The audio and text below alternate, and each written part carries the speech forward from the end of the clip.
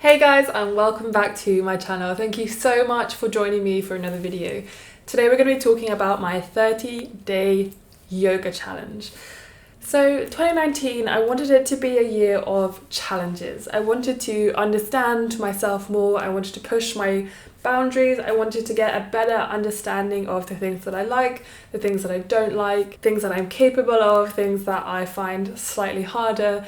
And I thought it'd be good to start off with a fairly easy challenge and start with a yoga challenge. And that's because one of my goals for this year was to increase my flexibility and basically cure my knee injuries. And increasing my flexibility helps with my knees, and yoga also helps with accessory work in strengthening lots of little muscles to ensure that your whole kind of like physical structure is sound. So I am going to be talking about the 30 days and what I learned. Was it easy? Do I like it? And will I continue? So grab a cup of tea and let's get straight into this video.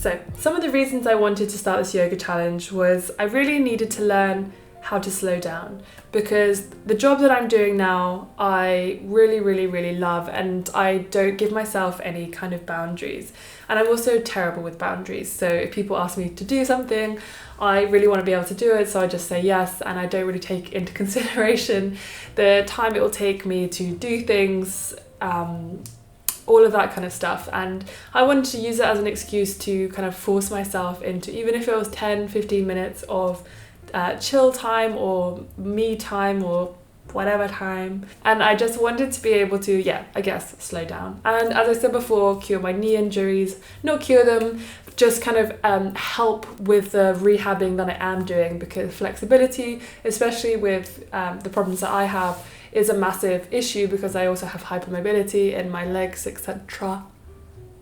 Fun fact. So I just, it was really helpful all round. So I did a lot of vlogging over 30 days to make it a bit more interesting, so it wasn't just me sitting here being like, this was great, this was shit, blah blah blah. So let's just get straight into day one. So it's a very random day to start my 30-day yoga challenge, but my reading challenge is going so well, so I thought I would just get straight into it. So I'm going to follow the 30-day Adrian yoga challenge whilst also going to some yoga classes. So yeah, I'm just gonna get straight into it. I'm excited to just start it, to get a bit more flexible, to have a bit of just like downtime, and yeah, let's do it.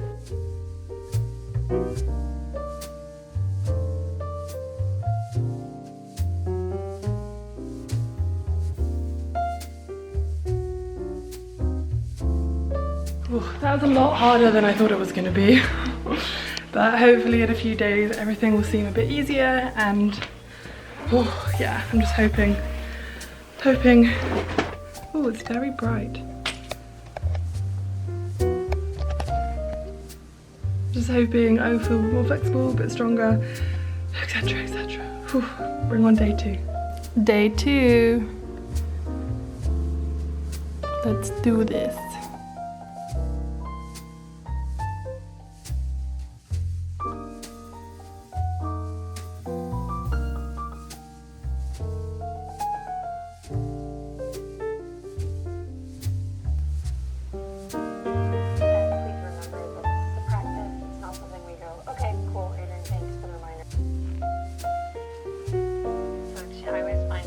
Transformation and change, it comes whenever you're ready for that transformation or change. It can be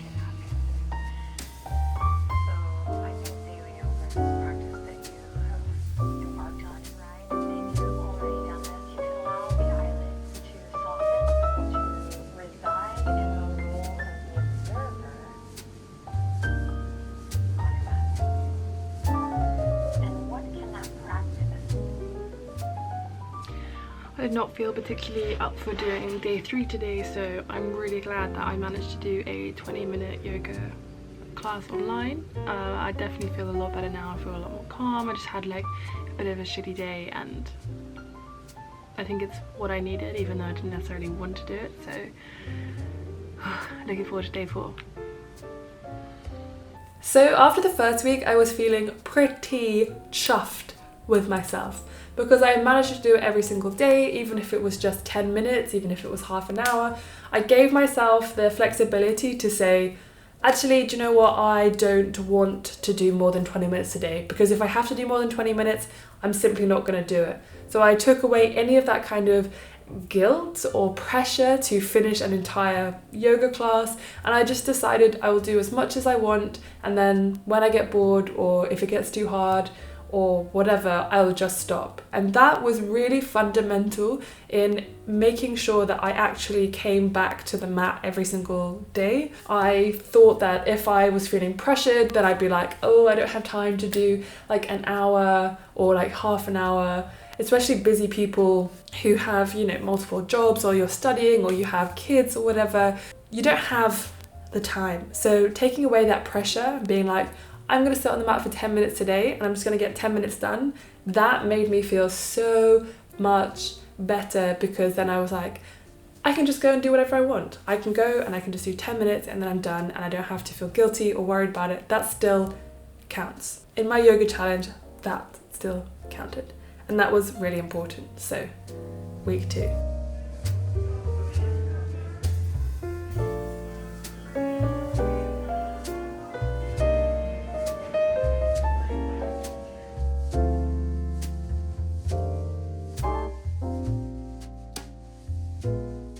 Hey guys, so I actually just got home from the US. Go Ralph, go do some yoga, come on. I'm gonna do some yoga for day 5 of the yoga challenge, and I'm exhausted, so I thought, why not do it just before I go to bed. So I'm going to get my mat out. Here we are. And then I'm gonna put on probably a shorter one than the one that's probably for day 5 of yoga. Actually no, I'm just gonna set it and then I'm just gonna do what I can, and that's it. And then I'm gonna go to bed.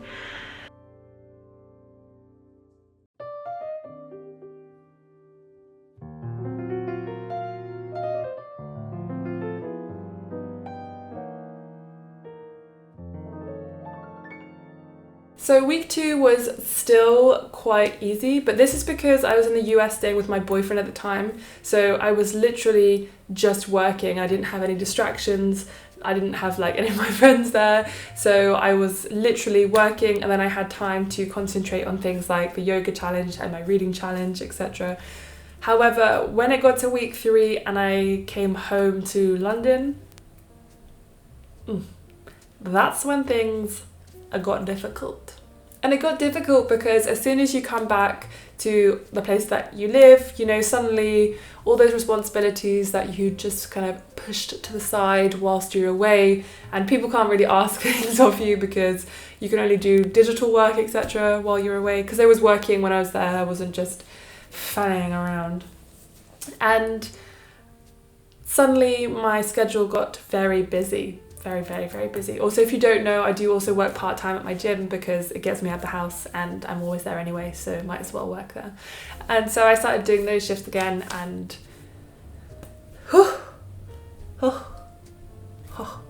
all my time seemed to be absorbed. And then I also was panicking about my book challenge, so I was trying really hard to get that done. So week 3, I'm not gonna lie, fell by the wayside quite a bit. And I didn't film quite a few days as well, because I forgot. Okay, I'm just gonna get real with you. Week 4 was a disaster, but I thought, since I'm still getting to the mat some days, I think that that's fine. And I decided to give myself a bit of a break because I just suddenly had an amazing amount of work, and I forgot to slow down and prioritize my yoga challenge. Even though I could have just gone and sat for 10 minutes, I didn't. And I'm really kind of disappointed in my last week. I did a few days here and there, but I didn't do the whole week consecutively. But I don't see that as a failure. I see it as a building on something that was positive. So, what did I learn from this challenge? Well, I learned that I don't particularly like yoga that much. Just putting it out there.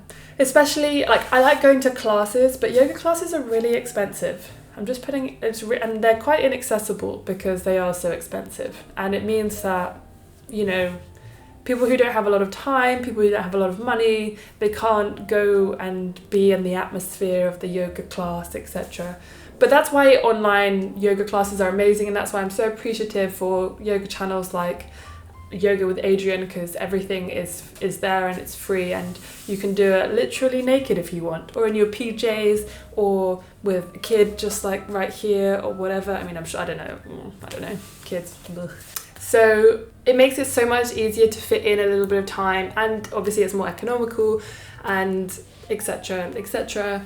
However, I did obviously also get some benefits. Like, I definitely got more flexible. Weirdly enough, it increased my consistency in other areas of my life. Even though I wasn't able to become consistent with yoga, it kind of set the tone for feeling and being consistent with other things. So I ended up going to the gym a lot on the same days each week, and I didn't really realize or understand why I was being so consistent in those areas, but it did make a massive difference, and I think that is what is the positive that came out of this.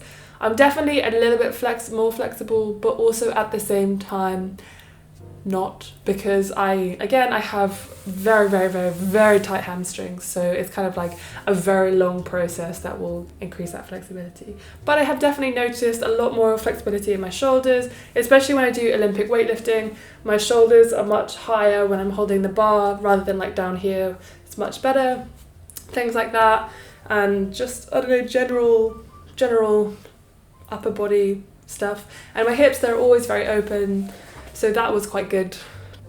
All in all, I think challenges like this are really helpful because it made me realise that I think that I love yoga, but I actually don't in reality. So I'm not going to waste kind of my time or money going to yoga classes anymore when I don't particularly like them. It's kind of one of those things where you think that you love it, and you think that because everyone else is doing it that you should like it, but really I only do it because I need the mobility, I need the flexibility. I don't actually love the classes.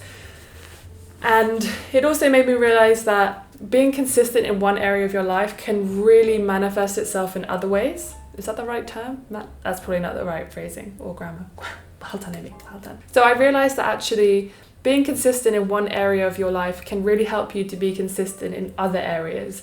And I didn't really kind of get that would be a knock-on effect, but it had a massive impact, and I'm super happy about it. And yeah, that's all I have to say. I'm not going to go on because, again, video is getting long as always. I hope you enjoyed your tea. I hope you enjoyed this video. If you have done a yoga challenge, please let me know what you thought about yours in the comment section below. The next challenge I'm going to do is probably a whole foods or like a seasonal or like a local food one. I can't remember what it was that I wrote it down, but I will let you know on Instagram when I start that. It won't be in March because I'm away. Maybe April. I think I'll do that, but I'll have to do something in March, so I will let you know. Anyway, Kate, I'm gonna go. Thank you so much for watching. I really appreciate it. Thank you to my patrons over on Patreon. Thank you to you for watching, commenting and liking and subscribing. I really appreciate it, and I will see you very, very, very, very soon. I've got a really exciting video coming out next week, so watch out for it. Okay. Have a wonderful, wonderful evening or morning, wherever you are out in the big wide world, and I will see you very, very soon. Bye. What is this? This is my new goodbye. Bye. Bye. Bye.